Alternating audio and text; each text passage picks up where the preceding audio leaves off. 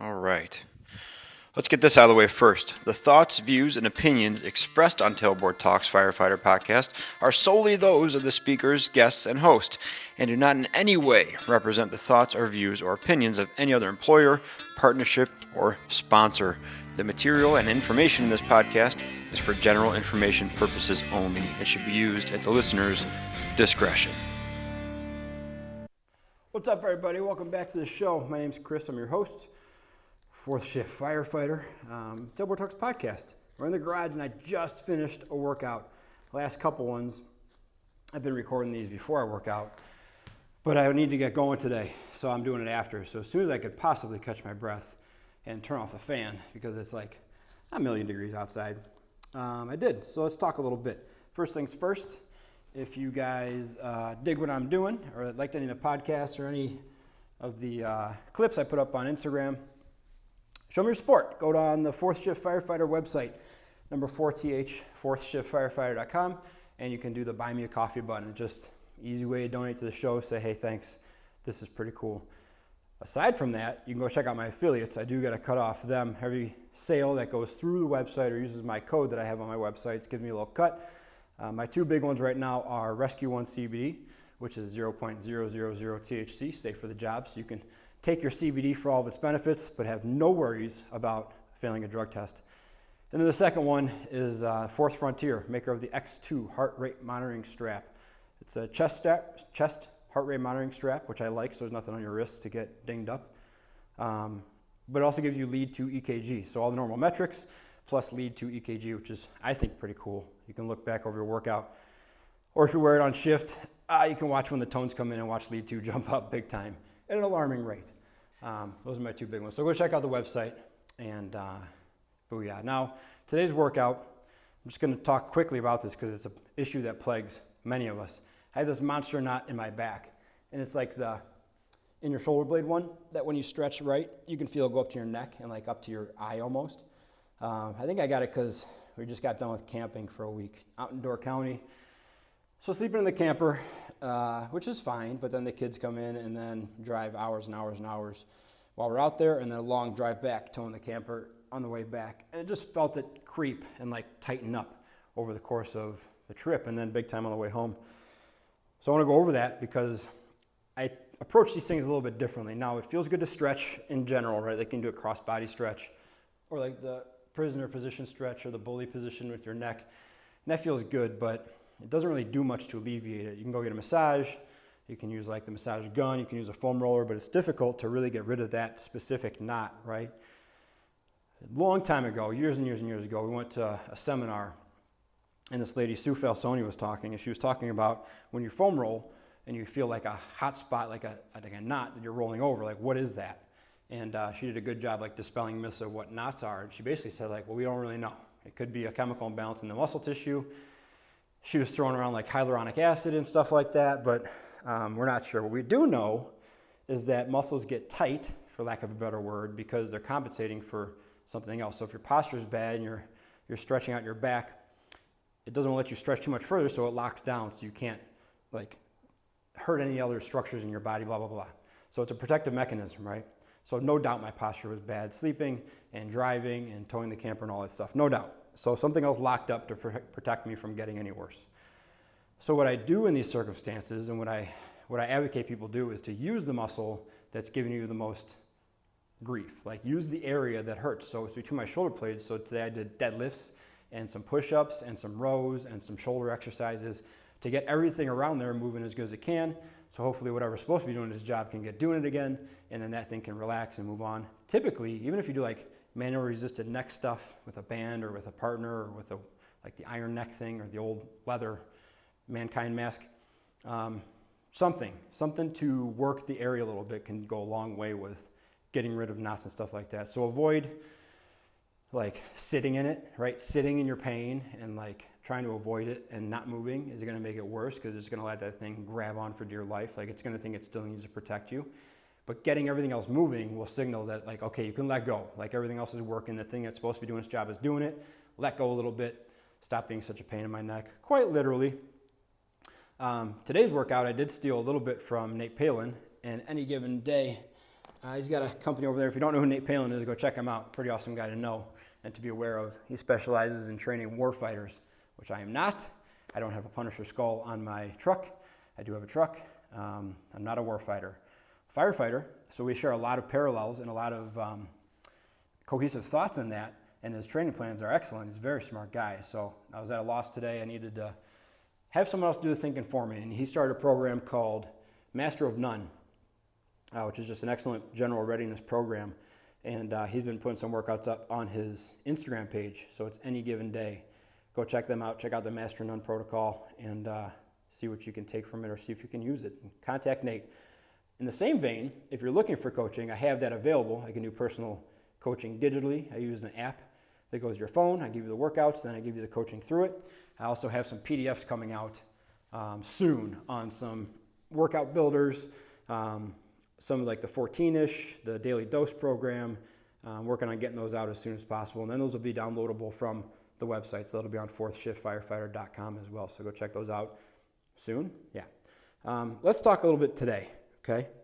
I don't know about you guys. I have the best fights with myself in conversations when I'm working out, when I'm in the shower. Times when I'm supposed to be doing other things, my mind goes off and I start focusing on different things. So today I was thinking about influence and how I've seen people fall into traps of trying to think too big while influencing. And now this is going to sound similar. I had an episode a while ago called Think Small or something like that. I can't remember exactly. But what I want to stress in today is like, think globally, right? So you see things you want to change in your department or your family or your environment or your culture of the firehouse or whatever, but act locally. Like you need to take care of those people literally within 10 feet of you first. And if you fail to do that, if you can't take care of the people within 10 feet of you, meaning at the table, in the rig, like your crew and the people who are immediately impacted by you, if you can't take care of them first, you're going to suffer as you try to widen that horizon or widen that scope of influence, the sphere of influence, right? That's also going to give you a great sniff test of like if what you're proclaiming is worth it or not. I've definitely gone to the table with ideas and they have gone over like a lead balloon, right? Like a fart in church kind of thing. They just die right there. I'm like, okay, maybe barking up the wrong tree with this, or this is not what this crew or my department is all about, so I'm not going to push this one because it goes unknowingly goes pretty much against the grain of what we're supposed to be doing. So yeah, it's important to like have things you want to change as the department, and have things you want to improve and adjust. And of course, you think of the negative things first of like, this sucks, this is bad, the department should make this a priority, why are they doing this, why are they spending money on that? Those are all common things, right? I can tell you that despite the large amount of hatred for administration in various departments, I'm not speaking for mine. Of course, there's people that don't like my administration and mine. But in general, there seems to be like an us versus them kind of thing with administration, and it's warranted on both sides. I get it. We're not getting in that argument now. I will tell you that most administrations, regardless of your opinion of them, if at least you come with a problem and most of a solution, even half of a solution, they'll hear you out and they'll give you an audience, right? And they'll give you the benefit of the doubt that at least you did the work to come up with a half-brain solution. He needs to work on it. We're not going to take it over as our fight because it's his problem. He sees the need for it. But at least we can know that he's actually putting work into this. Without that, I mean, you're just shouting into the void, right? And you quickly become one of those old guys that just like is really good at picking out the faults and stuff.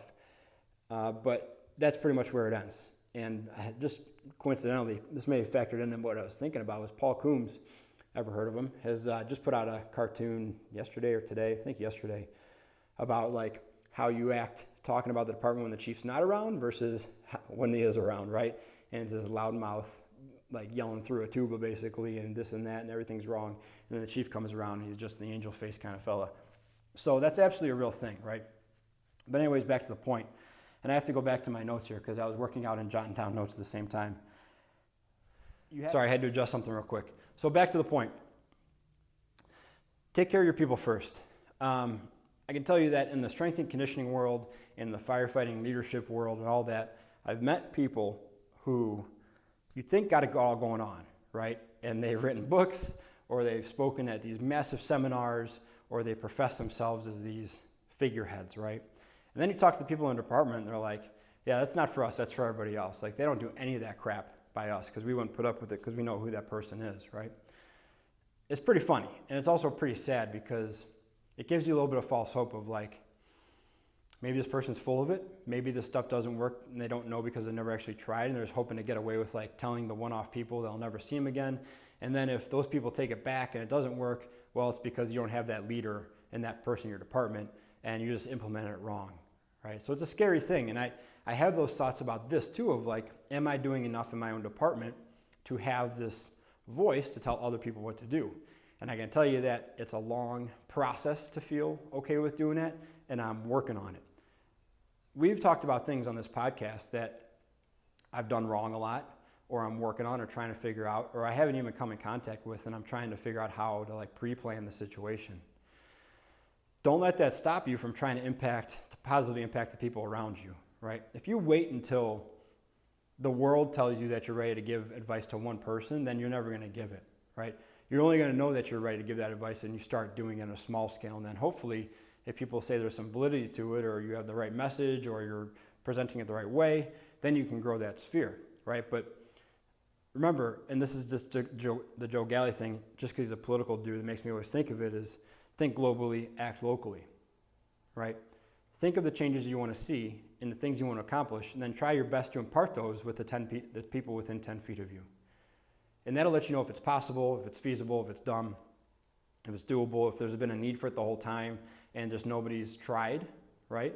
Or if somebody did try this, you'll hear about that too. Like, somebody tried this 10 years ago, it didn't work because of this, this, and this. Well, good, now you know what to do and what not to do, right? But do it with yours first. And this goes with like parenting too. I can say, oh, kids these days should be this or that, or they're soft, or don't know how to use skills, or whatever. Well, it's up to me to make sure that Nathan and Sawyer are learning those things that I consider that everybody else doesn't have. If not, what am I doing, right? I'm just professing things that I don't actually believe in.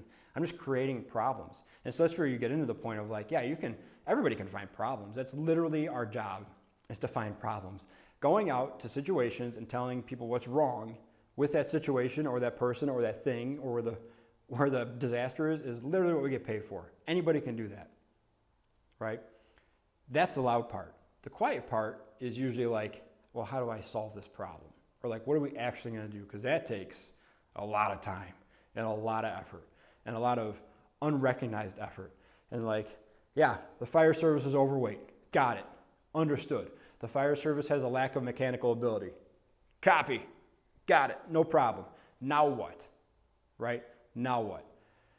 If I go out and I put on a fire service fitness class and I say I have a minimum of 1,000 people or else I'm not putting this on, that means that the 25 people who might want to go are never going to get it. If I say I'm going to put on a class on building construction and I need a minimum of 1,000 people to go or else I'm not doing it, that means that the 50 people who just got hired in the last year that need to know building construction aren't going to get it because I'm thinking too big, right? The hard work comes every day, day in and day out. Did you work out today? Are you eating like a jerk? Hey, let's go look at some buildings. Let's go walk our district. I put up a thing, it must have been a year ago, where we were walking our district and one of the guys picked out, and I'd never noticed it before, that the siding was asphalt shingles shaped like bricks. And then you started looking at how many more of these are around, and we found a bunch that we never looked at before. It looked like just dressed up brick, but it was asphalt siding shingles disguised as brick. So the work in making the changes is small, man. It's so small. It can be so frustrating and so time consuming for what can be perceived as very little payoff, very little progression. But the changes that will happen, you might not ever feel, or they might take effect decades after you leave, right? The new guys we're teaching today about the saws and the extrication equipment and tips and tricks on building construction and how to open a roof and how to get on a roof and how to get off a roof. They might not use that for years. They might not be assigned to a truck company that has an actual vertical vent assignment for years. And more we get away from that. It's like one of those high risk, low frequency endeavors, right? But years from now, when they get promoted, decades from now when they get promoted, and they got a new guy in the back and they got to open a roof, maybe they have the skills they learned in their first couple of years. Maybe, right? But if all they do is sit back and complain about the fire service today doesn't know anything and they're not good enough and they don't know how to use tools. Well, we know that. We got it. We understood. The fire service is out of shape. It's all a bunch of fat bodies coming in here and nobody comes from the military and nobody can play sports anymore. Got it. Well, what are you going to do? That's the day-to-day effort. That's the tough stuff. And that's where you need to think small. Your people within 10 feet of you. That's the greatest influence you can have. Then that spreads. That spreads to the department, or it doesn't. But to say that the 5 people around you aren't valuable because you can't impact 140 on the department scale, that's not fair, right?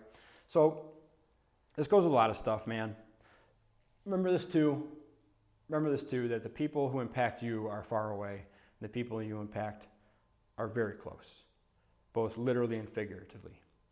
The people who impact you, the chief, the admin, city hall, the state, the country, whatever, NFPA, far away, OSHA, far away. But the people you impact, your driver, your back-end guy, your medics, or if you're the back-end guy, your lieutenant, you impact them significantly. Those people are close, like actually close, physically and emotionally close, right? So keep that in mind. If you're going to start acting out against up here, the far away people, you're going to end up hurting the real close people. They don't know what you're doing. They don't know day to day what you're doing. They know what you should be doing. They have expectations of what you're doing, right? But they don't know what you're doing. If you think that any ground level activity that you're going to spite them with is making it back to them, you're misguided. If you think that, you know what, they're making me be in charge of the ambulance today, I'm going to take as much time as I need on this report. And if admin doesn't like that, too bad for them. Admin does not care. Because someone else is going to go on the 2 other calls that you're not going on because you're dogging your report. Admin doesn't care. Admin knows that you're screwing over your buddies now, not them. The calls are getting responded to. Patients are getting transported. Care is being rendered, no matter where you are. Like tomorrow, when you go home, nothing's going to happen. Dude, all that's doing is screwing over the people that rely on you or trust you or you're supposed to be caring for, and they can see that. That's a very loud, clear message to them. So just remember that. The people who impact you are far away, but the people you impact are very, very close. Don't, it's the old cut off your nose to spite your face thing. Don't cut off your friend's nose to spite their face, okay? Hope that translated. All right, let's wrap this one up. I already started rambling a little bit. Are you guys enjoying these old man rant sessions? Listen, I kind of like angling a little bit towards the new hires and the newer firefighters, like 10 years less, 5 years less. I feel like the old guys, it's either preaching to the choir or we're all just a little bit too set in our ways. I know there's a bunch of old guys out there to listen, and we've had great conversations about making change in your department, things you'd like to see, the struggles of doing that stuff. But we all know the game, right? But there's a lot to be taught to the new people learning the game. And I used to say, like, just tell me the team and the rules, and I'm good. Like, that's all I need to know. I need to know the game, the team, and the rules. Set me on my way, right? But, guys, there's a lot of new guys, a lot of new hires, guys and girls, a lot of new hires that don't know the teams or the rules, right? And they think they know the game. So I want to help them. I want to help everybody. I hope you'll keep growing with me and checking out the 4-shift firefighter thing. I'm trying to grow here. Got any questions? Go on the website. Hit me on Instagram, 4shiftfirefighter.com or at 4shiftfirefighter. We're going to keep doing these things. I dig it. Podcast comes out weekly. I'm sure I'll have something else next week. 4th of July is tomorrow. Happy 4th of July. Happy 4th of July, Independence Day. I'm going to get Nathan some candy at the parade. All right, guys. Thanks for hanging out. Keep on working on being more capable and durable on the job and away from it. Talk to you soon. Be a 4th shift firefighter. See ya.